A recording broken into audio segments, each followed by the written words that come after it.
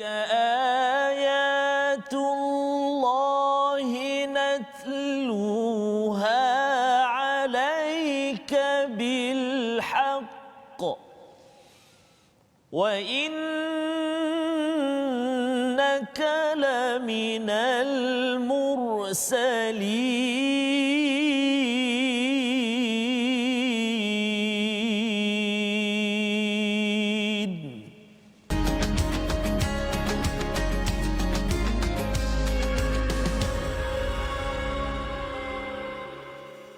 Assalamualaikum warahmatullahi wabarakatuh. Alhamdulillah wassalatu wassalamu ala Rasulillah wa ala alihi wa man walah. Syada la ilaha illallah, syada anna Muhammadan abduhu wa rasuluh. Allahumma salli ala sayidina Muhammad wa ala alihi wa sahbihi ajma'in. Amma ba'd. Alhamdulillah, kita panjatkan syukuran kita kepada Allah Subhanahu Wa Taala pada hari yang penuh barakah ini untuk sama-sama kita mengulang kaji kepada halaman yang telah pun kita baca, yang kita faham serba sedikit, yang moga-moga Allah mudahkan urusan kita untuk beramal, menjadikan Al-Quran ini sebagai sumber hukum, sebagai hakim kepada kehidupan kita seharian. Inilah yang kita belajar dan belajar. Moga-moga Allah memberikan kurnia hidayah kepada saya, kepada tuan-tuan yang berada di rumah. Dan pada hari ini kita bertuah kerana kita bersama dengan tokoh yang mengkaji dan mendalami kepada Al-Quran, ya, iaitu Ustaz Abdul Muin. Apa khabar Ustaz? Baik, alhamdulillah. Alhamdulillah. Dan juga bersama dengan Ustaz Tarmizi Abdul Rahman. Apa khabar Ustaz? Alhamdulillah. Alhamdulillah, kita bersama dengan Ustaz Abdul Muin. Ustaz Abdul Muin bin Abdul Rahman. Masya-Allah. Saya Ahmad Tarmizi Abdul Rahman. Saya Fazrul Ismail, ya. Lain Ustaz, ya. Okey. Jadi alhamdulillah kita mengucapkan syukur pada Allah Subhanahu taala. Kita akan sama-sama, ya, kita sama-sama akan mengulang kaji kepada intisari daripada ayat ataupun halaman 40 hingga 44, di mana kita berada pada juz, ya. Kita sebenarnya berada di antara juz 2 dan 3 ini untuk sama-sama kita menghargai bagaimana surah Al-Baqarah ini yang juga dikenali sebagai sanamul Quran, kita menuju puncak yang diharapkan dengan kita sama-sama perlahan-lahan menuju puncak ini, kita dapat gambaran wah betapa indahnya kandungan Al-Quran, betapa indahnya agama Islam ini. Dan rupa-rupanya kita bukan keseorangan. Kita ada orang-orang terdahulu di kalangan para nabi, siddiqin, syuhada dan juga orang-orang soleh yang kita ingin ikuti jejak mereka sebagaimana kita baca di dalam surah Al-Fatihah. Maka mari kita kita mulakan dahulu majlis kita ini. Rabbi zidni ilma, moga-moga Allah menambahkan ilmu kita dengan membaca surah Al-Fatihah sebagai permulaan. Silakan Ustaz. A'udzu billahi minasy syaithanir rajim. Bismillahirrahmanirrahim. Alhamdulillahi rabbil alamin. الرحمن الرحيم مالك يوم الدين إياك نعبد وإياك نستعين اهدنا الصراط المستقيم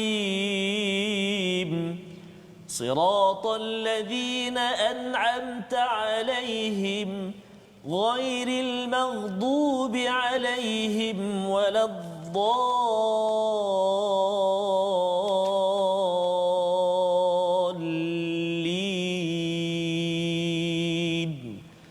آمين.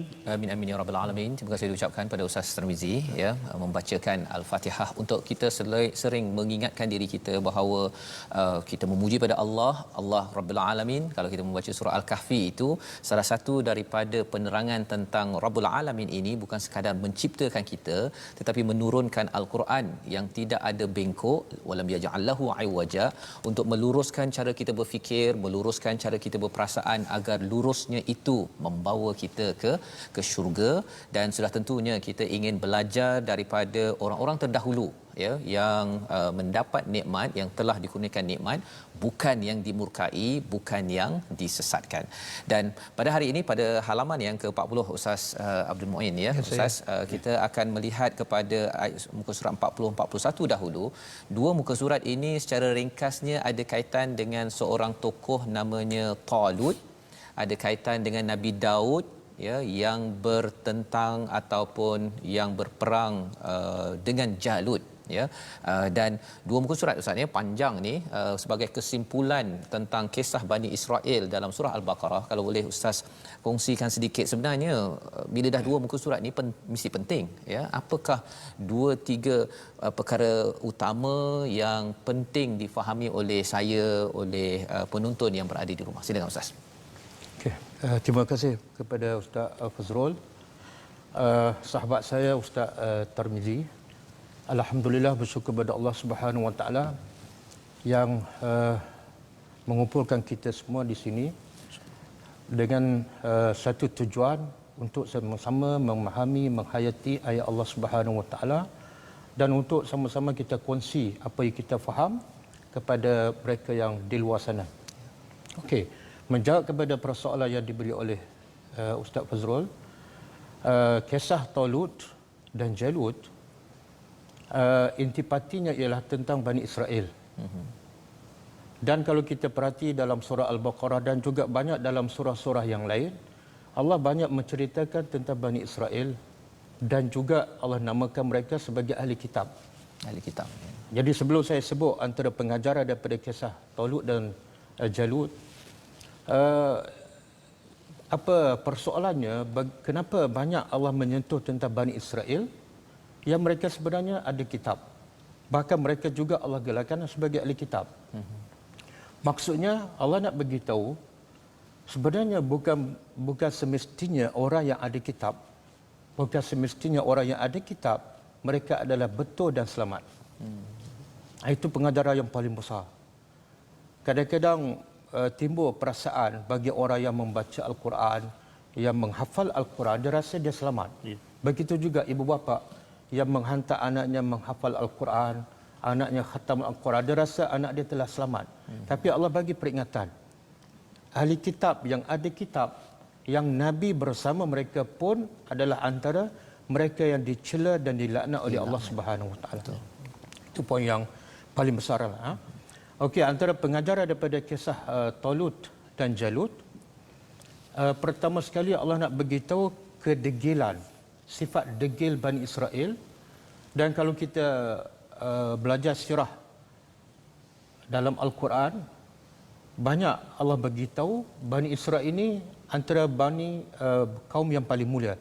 Inni faddaltukum alal alamin. Dan Allah, antara sebab kemuliaan Bani Israel ialah Allah mengutuskan kebanyakan para nabi daripada kalangan Bani Israel. Jadi adakah semestinya bila kebanyakan para nabi daripada bangsa mereka memastikan mereka adalah bangsa yang mulia? Tidak. Kadang-kadang kerana mereka degilah, maka Allah mengutuskan para nabi yang begitu banyak, begitu ramai. Sebab apa? Sebab kedegilan. Jadi ayat kisah Talut dan Jalut juga Allah nak beritahu bagaimana sifat Bani Israel yang bukan jauh daripada hidayah, bukan jauh daripada para nabi, tapi kedegilan mereka menyebabkan mereka tetap melawan kebenaran. Jadi pengajaran untuk kita, jangan degil macam Bani Israel. Walaupun mulut kita membaca Al-Quran, walaupun mulut kita menghafal Al-Quran. Okey, antara saya ambil satu pengajarannya banyak, begitu banyak dalam kisah Talut. Saya sebut satu di sini. Iaitu Bani Israel meminta kepada Nabi mereka untuk Nabi mereka mencari seorang malik ataupun raja ataupun ketua untuk mereka berperang. Tapi bila dibawa kepada mereka seorang raja ataupun pemimpin untuk memimpin mereka dalam peperangan, mereka menolaknya, bahkan mereka berpaling, illa qalila, kecuali sedikit saja. Jadi Allah nak bagi tahu inilah perangai Bani Israel yang boleh berlaku pada semua manusia termasuk kepada umat Nabi Muhammad. Bahkan Allah mencela, ya ayyuhallazina amanu lima taquluna ma la taf'alun. Kenapa kamu cakap apa yang kamu tidak lakukan? Kamu minta raja, ketua untuk kamu berperang. Bila diberi raja, kamu mengingkarinya. Kamu berpaling. Jadi jangan berlaku, jangan menjadi seperti Bani Israel.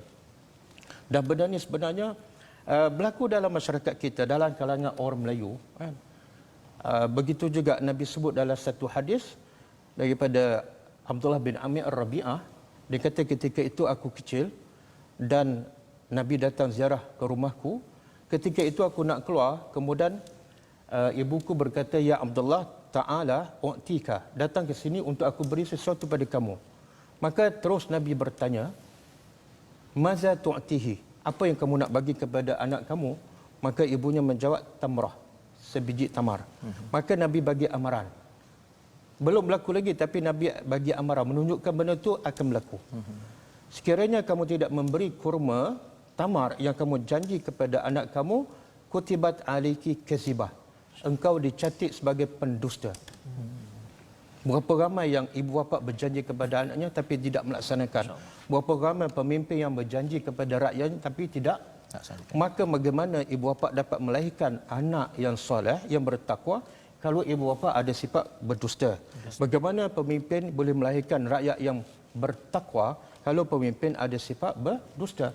Hanya berjanji tapi tidak tunaikan. Itu antara pengajaran pertamalah daripada kisah Talut dan Jalut. Wallahu a'lam. Ya, terima kasih Ustaz. Bila Ustaz memberikan highlight sebentar tadi tentang kisah ini panjang ya, dua muka surat, tapi sebenarnya kalau dalam tradisi Yahudi, kalau dimaklumkan kisah ini lebih panjang lagi ya, diringkaskan dalam 2 halaman. Dan mungkin satu perkara lah yang mungkin bila Ustaz cakap tadi, Bani Israel ini dikaitkan dengan degil tadi Ustaz ya, degil. Dan bila panjang-panjang dalam surah Al-Baqarah ini sehinggakan halaman 40-41 ini, Allah beritahu tentang perangai mereka yang degil itu. Apa sebab sebenarnya yang dia degil itu yang menjadi pengajaran bagi kita agar janganlah degil. Kan, pasal sebenarnya bila melihat-lihat dalam Quran ni, peraturan untuk syariatnya taklah banyak sangat, tapi banyak berkaitan dengan sikap, tentang degil, tentang suka berdengki, baghyan bainahum. Jadi sebenarnya apa asas untuk degil ini dapat kita kurang-kurang dan lenyapkan, kalau boleh Ustaz, sila. Okey. Allah pun sebut dalam surah Al-Baqarah bahawa Bani Israel menolak kebenaran, menolak Al-Quran dan juga menolak Rasulullah bukan sebab mereka tak nampak kebenaran itu, tapi kerana hasad. Jadi hasad ni satu penyakit yang sebenarnya bukan baru, bermula daripada zaman Nabi Adam lagi. Bagaimana Iblis dengki kepada Adam, dan bagaimana anak Adam Qabil dengki kepada Habil. Jadi penyakit dengki ini adalah satu penyakit yang lama. Dan bagaimana nak menghilangkan penyakit dengki ni? Sebab itu Allah turunkan Al-Quran. Al-Quran adalah syifa. Selagi mana manusia tidak memahami dan beramal dengan Al-Quran, penyakit dengki, penyakit degil tidak akan hilang. Kami, Allah sebut secara jelas, kami turunkan Al-Quran sebagai rahmat dan sebagai syifa, penawar. Penawar di mana? Lima fis sudur. Jadi Allah sebut penyakit yang paling bahaya ialah penyakit dalam hati. Apa dia? Yang paling bahaya, yang paling besar ialah penyakit degil. Jadi nak tak nak, kalau nak rawat penyakit degil, tadabbur Al-Quran satu persatu. Berapa ramai orang Arab yang degil di Mekah, berapa ramai orang Arab di Madinah, Aus dan Khazraj, bergaduh berperang 100 tahun. Hanya kerana seekor unta, dengki dan dendam dan sebagainya. Tapi bila Nabi bawa Al-Quran kepada mereka, mereka faham, mereka hayati, mereka amal. Akhirnya bukan setakat tak bermusuh, tapi mereka menjadi ikhwatun. Masya-Allah. Sehingga mereka sanggup memberi yang paling mahal dalam hidup mereka kepada saudara mereka, kerana itu adalah arahan Al-Quran. Wallahu a'lam. Masya-Allah, itulah dia punya ubatnya sebenarnya, dengan kembali balik kepada mukjizat Al-Quran ini sendiri ya. Pasal tak ada cara Ustaz ya, selain daripada Al-Quran untuk mengubat kepada kedegilan, ataupun bila degil ni ada kaitan juga dengan baghyan ataupun hasad tadi itu, yang ia bukan sekadar Bani Israel, tetapi ia juga seawal daripada Nabi Adam, maksudnya anaknya itu sendiri pun ada sifat hasad tersebut. Dan ini yang perlu kita jadikan pelajaran apabila kita melihat sedikit daripada kisah Talut dan Jalut dalam halaman 40-41. Dan kalau kita melihat pada muka surat 41 ini, Allah menyatakan tentang bagaimana Talut memimpin tenteranya, kemudian ada ujian, jangan minum air kecuali satu cedok Ustaz ya, satu cedok, dan kemudian Allah berikan kemenangan kepada tentera Talut melawan Jalut ini sendiri.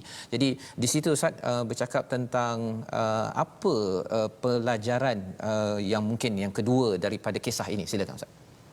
Okey, pengajaran yang kedua yang kita dapat kutip daripada kisah Talut dan Jalut daripada apa yang disebut oleh Encik Fazrul, iaitu setelah mereka dapat Malik, raja yang mereka minta, walaupun hati mereka tidak puas, kemudian berlakulah proses ujian, iaitu innallaha kata Talut, innallaha mubtaliikum binahar. Allah akan menguji kamu. Bukan saya, bukan nabi. Tapi ujian itu adalah hak Tuhan. Jadi manusia tidak ada hak untuk menguji sesama manusia. Hak itu adalah hak Allah. Apa tujuan ujian?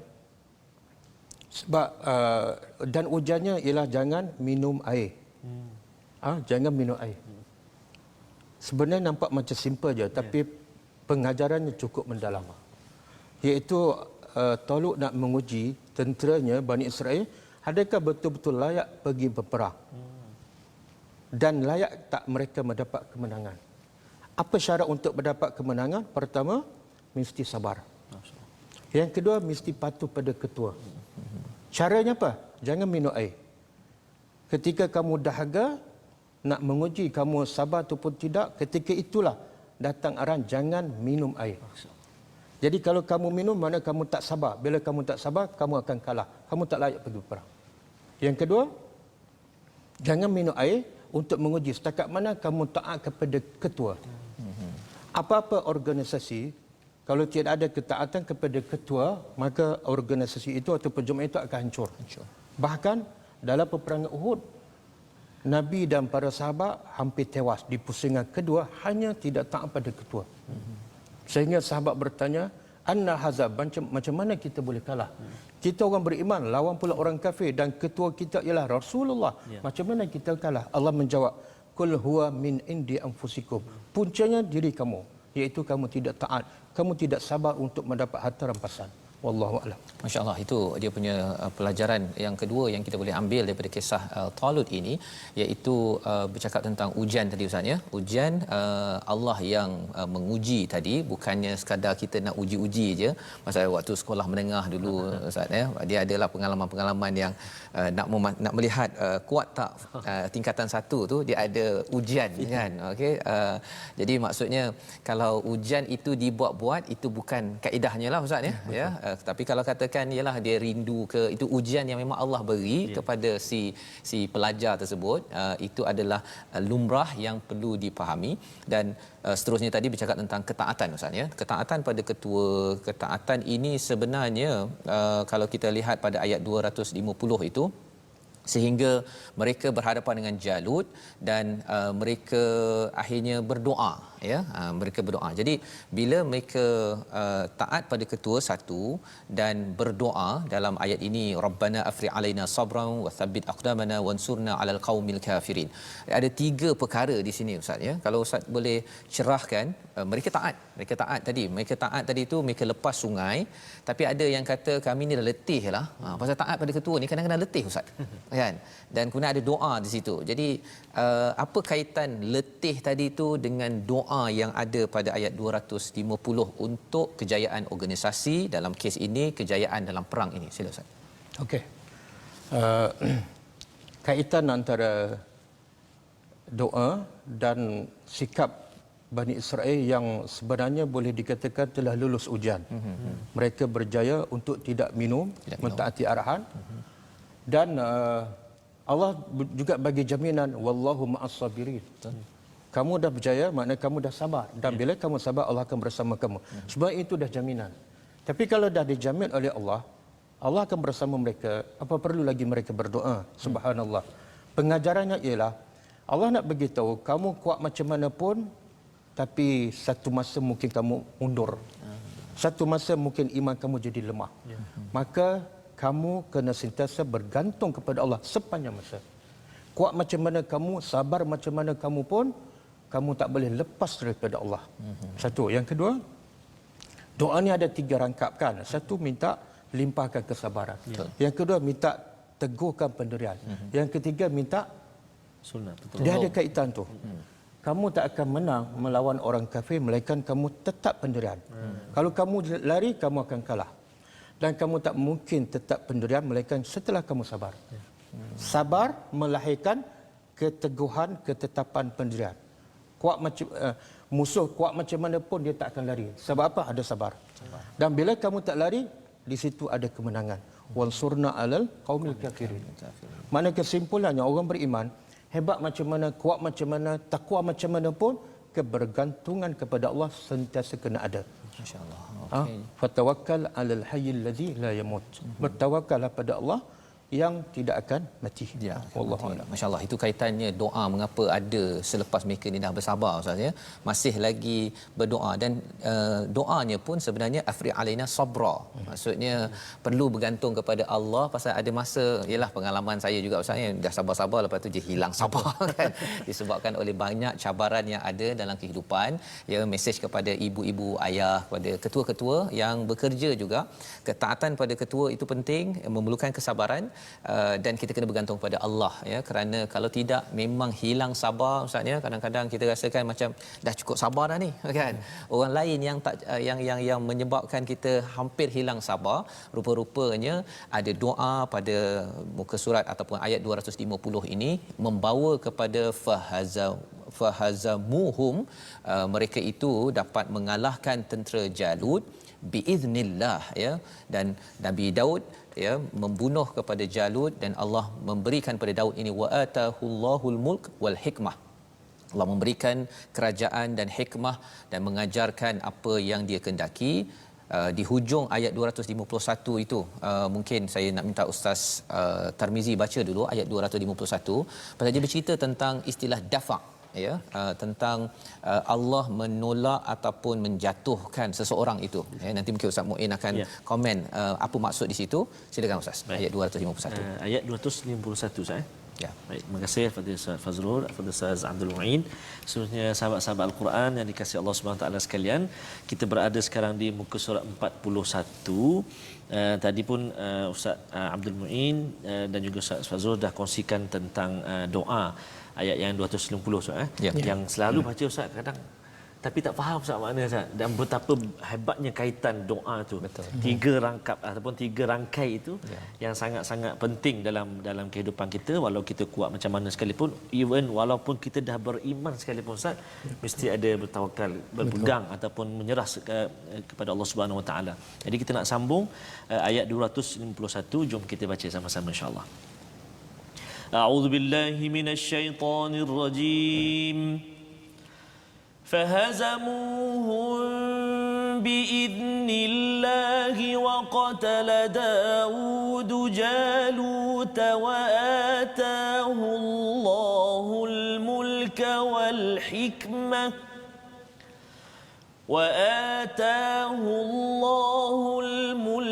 والحكمة وعلمه مما يشاء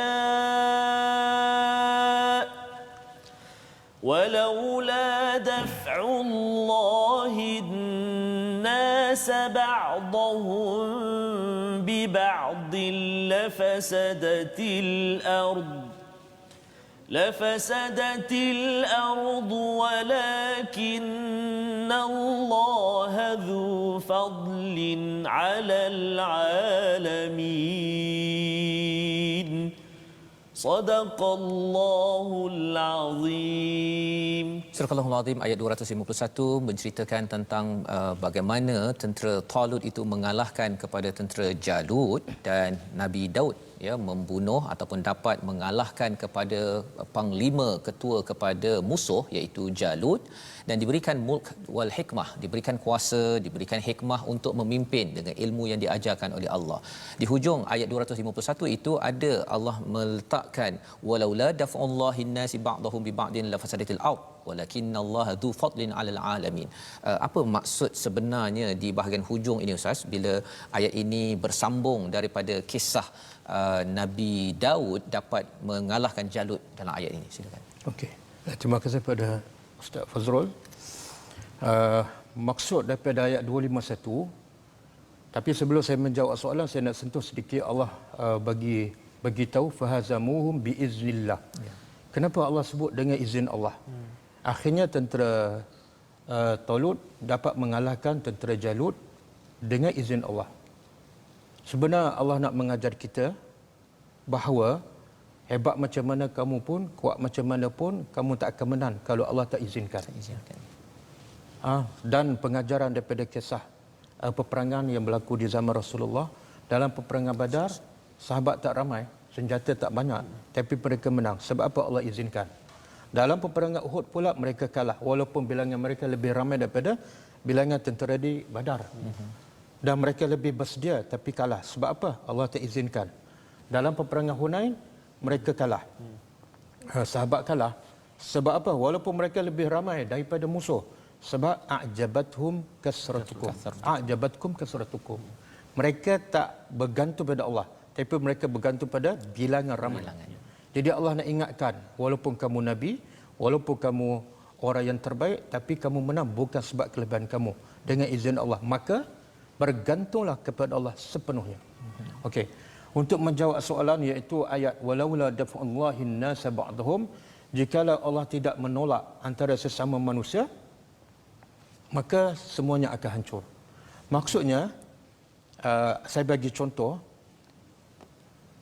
Islam melarang kita untuk mencela agama lain. Islam melarang kita untuk meruntuhkan tempat ibadat yang lain. Kenapa? Kalau Allah biarkan kita mencela agama lain, Allah biarkan kita meruntuhkan rumah ibadat orang lain pun akan mencela Tuhan kita dan mereka akan meruntuhkan masjid. Akhirnya hancur. Itu maksud tolak menolak. Allah kata, walaupun dia kafir, walaupun dia tidak menyembah aku, tapi ada peraturan. Itu maksud daf'ullah. Allah menolak. Yang ni ada peraturan. Walaupun dia musuh. Kenapa? Kalau kamu buat ikut suka kamu, semuanya akan hancur. Kamu tak boleh beribadat dengan senang dan kamu tak boleh berdakwah dengan lancar. Maka hikmah kenapa Allah jadikan biarkan orang kafir dengan agama mereka, dan kewajipan kita hanya berdakwah saja, la ikraha fiddin, supaya kamu pun dapat beribadat dengan tenang tanpa diganggu oleh mereka, dan mereka pun tak dikacau sebab mereka diberi pilihan. Dunia adalah pilihan, tapi di akhirat adalah sebagai tempat balasan. Wallahu a'lam. Masya-Allah, itulah maksudnya Allah yang melindungi ya, kepada semua pihak ada peluang untuk sentiasa mengamalkan apa yang ada dalam agama masing-masing, kebaikan yang ada. Jika tidak dijaga bahagian ini, nanti maka akan yang ini akan serang sana pun serang, akhirnya penuhlah kerosakan di atas muka bumi ini. Kita akan kembali semula ya, kita bersambung selepas ini untuk menyimak kepada halaman 42 dan 43 My Quran Time, baca faham amal.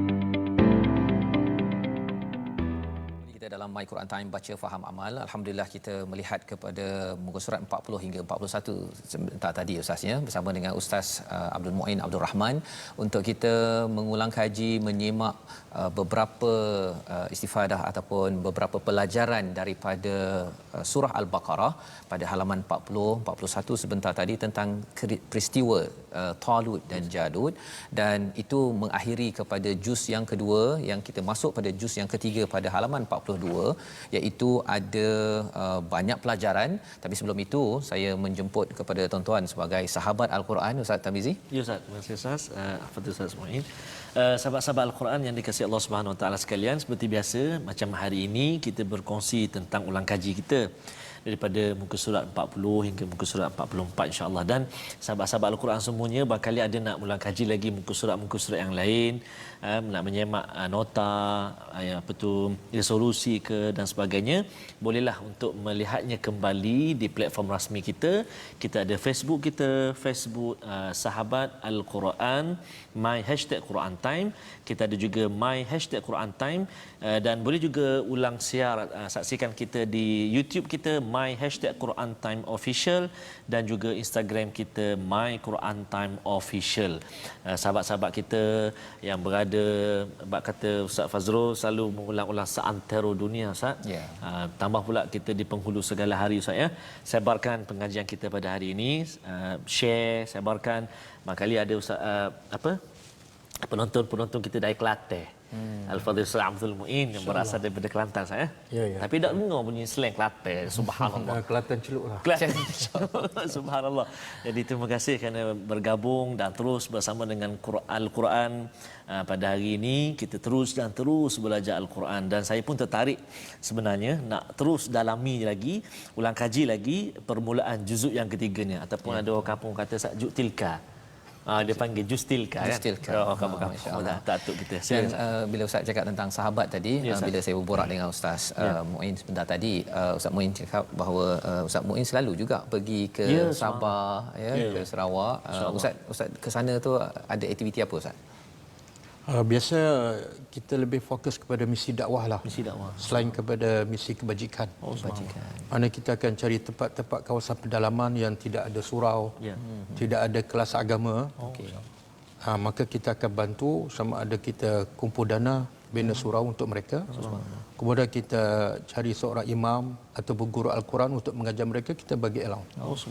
Daripada mereka kosong, tak ada tempat nak belajar, tak ada tempat nak solat, akhirnya mereka ada tempat untuk beribadat dan untuk belajar agama. Dah berapa lama tu Ustaz? Lebih kurang 3 tahun lah. Bermula daripada Kelantan, Gua Musa, kemudian ke Sarawak, kemudian ke Sabah. Masya-Allah. Itu adalah antara aktiviti Ustaz Muin bersama dengan pasukannya untuk sama-sama berkongsi tentang Al-Quran Ustaz ya, mesej daripada hidayah daripada Allah ini. Dan sudah tentunya apabila kita melihat kepada juz yang ketiga ini, sebenarnya memang bercakap tentang, kalau katakan juz pertama banyak bercerita tentang Bani Israel, juz yang kedua banyak bercerita berkaitan dengan solat, ada kaitan dengan kiblat. Juz yang ketiga ini Allah mulakan dengan tilka Ustaz ya, Ustaz Tarmizi, Ustaz Muin. Tilka itu apa? Tilkar rusul, ya, bercakap tentang rasul-rasul yang sebenarnya mereka itu dilebihkan sebahagian mereka daripada sebahagian yang lain, ada fadal, ya, ada tafdil yang Allah berikan antara satu sama lain untuk menyampaikan mesej kebenaran kepada umat, ya, kepada manusia. Jadi di dalam ayat ini juga Allah ada, kalau kita lihat pada ayat 255 itu ada ayat yang famous, ya, ayat yang amat masyhur, a'zam, yang amat hebat, yang dinamakan sebagai ayat Al-Kursi. Jadi di sini mari kita sama-sama mengulang kaji. Saya yakin tuan-tuan yang di rumah menghafaz surah ini ataupun ayat ini, kita nak pastikan paling kurang kalau puan-puan, ibu-ibu, adik-adik baca ayat Kursi, mungkin selama ni laju sahaja ke depan, tapi paling kurang kita dapat 2-3 intipati apakah kepentingan surah ini ataupun ayat ini, apakah tadabbur daripada ayat 255 ini. Silakan Ustaz. Okey, terima kasih pada Ustaz Fazrul. Ayat Al-Kursi yang biasa kita dengar dan biasa kita bacakan. Dan inilah yang disebut oleh Nabi SAW, a'zamu ayah fil Quran. Ayat yang paling agung, yang paling besar dalam Al-Quran. Kalau surah Fatihah. Betul Ustaz. Tapi kalau ayat Al-Kursi. Kenapa? Kata ulama, antara sebab ayat Kursi menjadi ayat yang paling agung dalam Al-Quran ialah, pertama, dia mengandungi ikrar tauhid. Mengikrar, menegaskan ketauhidan kepada Allah Subhanahu Wa Taala. Dan sebenarnya itulah tujuan Allah mencipta manusia, supaya manusia mentauhidkan Allah. Itu juga tujuan Allah mengutuskan para nabi, para rasul dan menurunkan Al-Quran supaya akhirnya manusia mentauhidkan Allah. Jadi intipati kepada ayat Kursi ialah Allahu la ilaha illahu. Tidak ada Tuhan melainkan Dia saja yang berhak, yang layak disembah. Itu yang sebab pertamalah kenapa ayat Kursi menjadi ayat yang paling agung. Yang kedua, dalam ayat Al-Kursi ini juga mengandungi nama-nama Allah. Lebih kurang 5 lah yang jelaskan. Allah Al-Hayyu Al-Qayyum Al-Aliyyu Al-Azim. Ya. Bahkan Nabi sebut dalam satu hadis ada 3 surah yang banyak menyebut nama Allah yang paling utama. Itu surah Al-Baqarah, surah Ali Imran dan surah Taha. Subhanallah. Kemudian dihuraikan, Nabi hurai antara nama Allah yang paling agung ialah Al-Hayyu Al-Qayyum.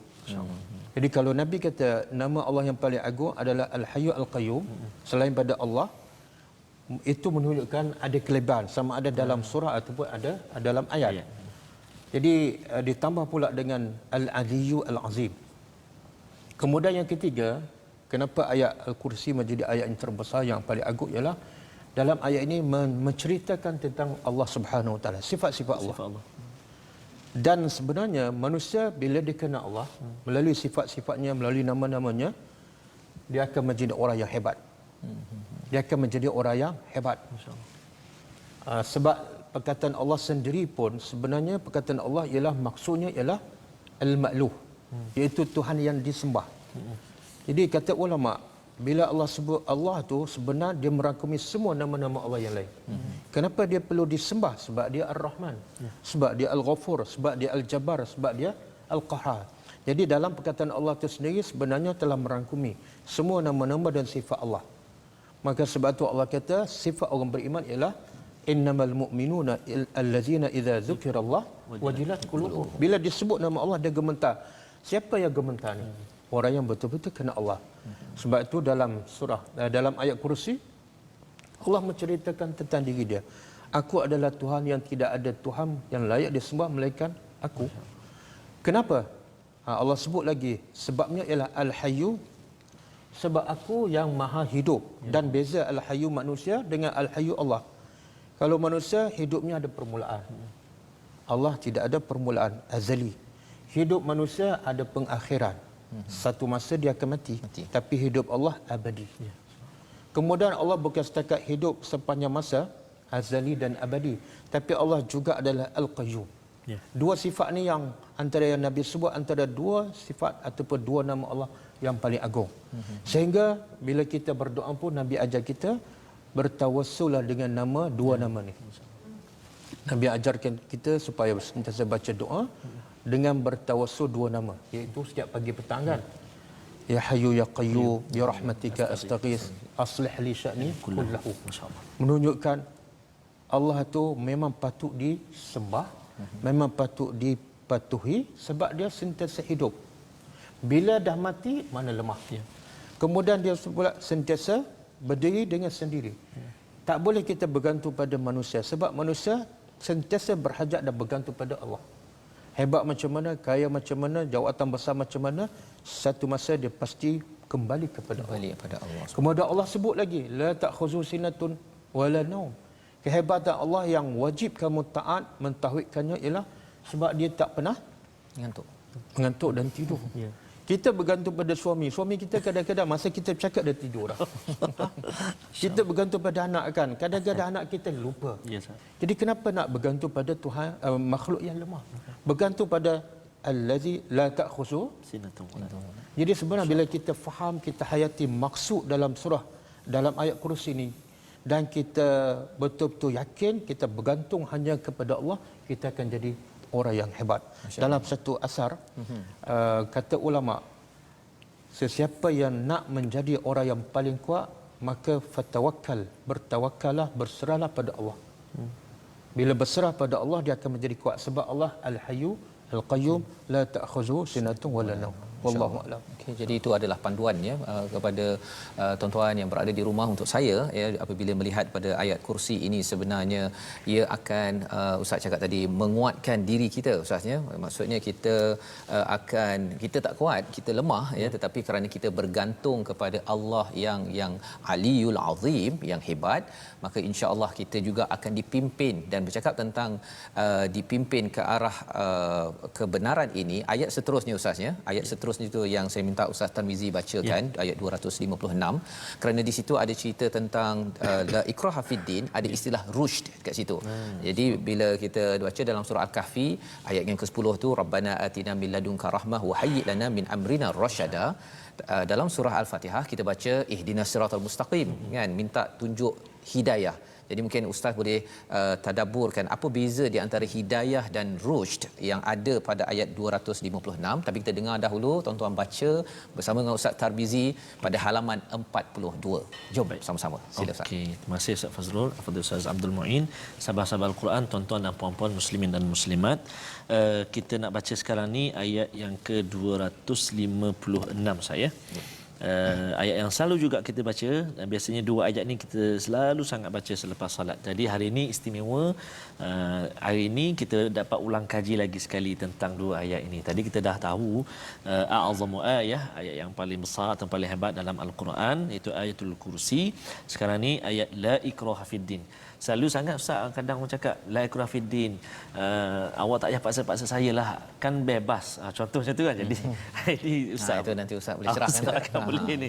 Okey. Jadi kita baca sesama, jom ayat yang ke-256. A'udzu billahi minasyaitonir rajim. La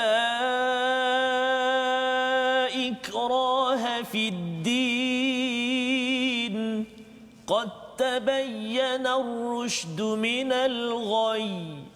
فمن يكفر بالطاغوت ويؤمن بالله فقد استمسك بالعروة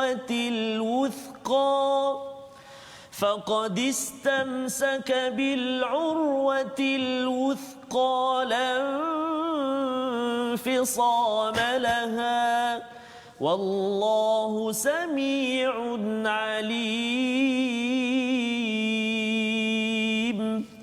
صدق الله العظيم. Jadi pasangan dalam menganut agama Islam sesungguhnya telah jelas perbezaan antara jalan yang benar dengan jalan yang sesat. Barang siapa yang ingkar kepada taghut dan beriman pada Allah, maka sesungguhnya dia telah berpegang teguh pada urwatil wuthqa, pada tali yang sangat kuat yang tidak akan putus. Allah Maha mendengar lagi Maha mengetahui. Tuan-tuan dan puan-puan Allah sekalian, adik-adik, kita melihat ayat ini, ayat 256 ini, Allah menceritakan tentang tidak ada paksaan dalam beragama. Tapi dalam Ustaz Tarmizi nyatakan tadi, orang ada yang menggunakan ayat ini kata jangan paksa-paksalah saya solat ke kan, tak ada paksaan dalam agama. Dia tahu pula ayat tu. Dia tahu ayat tu pasal dia hafaz sekolah menengah Ustaz. Yang sekolah menengah kan betul, kena hafal sekolahnya ya. Jadi yang itu kalau Ustaz boleh cerahkan kefahaman sebenar, dan juga bila ada istilah qad tabayyana ar-rusydu minal ghayy ada perkataan rushd bukannya hidayah di sini huda.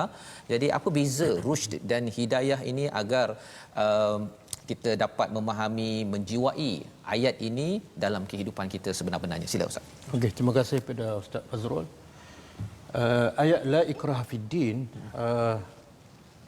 dah famous dalam masyarakat kita. Yes, tapi kadang-kadang salah faham. betul Ustaz. Sebab tu Allah sebut dalam surah Al-Baqarah, Allah mencela ahli kitab. Wa minhum ummiyun la ya'lamuna al-kitab illa amaniyah wa inhum illa yazunnun. Ada sebahagian ahli kitab mereka sebenarnya buta huruf. Mereka, apa maksud buta huruf? Bukan maksud tak boleh membaca dan tak boleh menulis. Tetapi maksud buta huruf ialah la ya'lamuna al-kitab. Mereka tak faham apa dalam kitab kecuali amani, melainkan angan-angan. Wa inhum illa yazunnun, dan tidaklah mereka makin sangka. Agak-agak. Apa maksud la ikraha fiddin? Jangan paksa saya solat. Sangkaan. Tapi hakikat sebenar bukan itu maksudnya. Okey, kata ulama, kata ahli tafsir, la ikraha fiddin maksudnya ialah ayat ini dituju kepada yang non muslim. Tidak boleh kita paksa orang yang bukan Islam memasuk Islam. Sebab tu ayat kena baca lengkap, kena habiskan. Kenapa tak boleh paksa? Soalan, kenapa tak boleh paksa? Jawapannya selepas itu. Qad tabayyana ar-rusydu minal ghayy. Sebab tak boleh paksa, sebab rusdu tu petunjuk, tabayyan, jelas, dibanding dengan al-ghayy, kesesatan. Maksud saya bagi analogikan. Kalau kita kata pada seseorang, ini adalah kambing. Jelas kambing. Dia kata bukan kambing, ini tikus. Orang macam ni jangan paksa untuk dia terima apa yang kita cakap. Sebab benda tu cukup jelas. Tapi dia degil. Begitulah Allah nak beritahu, sebenar bukti Islam tu benar. Allah tu esa cukup jelas, tabayyan. Jadi kalau ada orang tak nak terima, jangan paksa. Dia ada masalah pada akal. La ikraha fiddin. Sebab itulah Islam ni kalau berfikir dengan waras, dia akan terima, dia akan taat dengan sepenuhnya tanpa dipaksa. Oh, subhanallah. Okey, apa beza ar-rusdu dengan al-hidayah? Dalam kamus, ar-rusdu ni lawan dia al-ghayyu. Kalau al-huda atau hidayah lawan dia ad-dhalal. Kata ahli bahasa, rusdu dengan hidayah, kalau disebut rusdu saja dia merangkumi hidayah. Okey. Maka kalau hidayah juga, kalau disebut hidayah saja dia juga merangkumi rusdi. Tapi kalau sebut dua-dua dalam satu ayat, kalau disebut dua-dua dalam satu ayat dia berbeza. Maksudnya kalau ar-rusdu istiqamah dalam berilmu, kalau hidayah istiqamah dalam beramal. Oh, Ar-rusdu istiqamah dalam berilmu, al-hidayah istiqamah dalam beramal. Jadi kalau sebut dua-dua berbeza makna, kalau sebut satu-satu hidayah merangkumi rusdi, rusdi merangkumi hidayah. Wallahu a'lam. Masya-Allah. Khair. Terima kasih ucapkan pada Ustaz Abdul Muin menerangkan ya beza di antara rusyd dan juga hidayah tadi itu. Jadi kalau kita berdoa minta diberikan rusyd dalam surah Al-Kahfi itu, doa kita itu maksudnya kita nak hidayah jugalah Ustaz ya.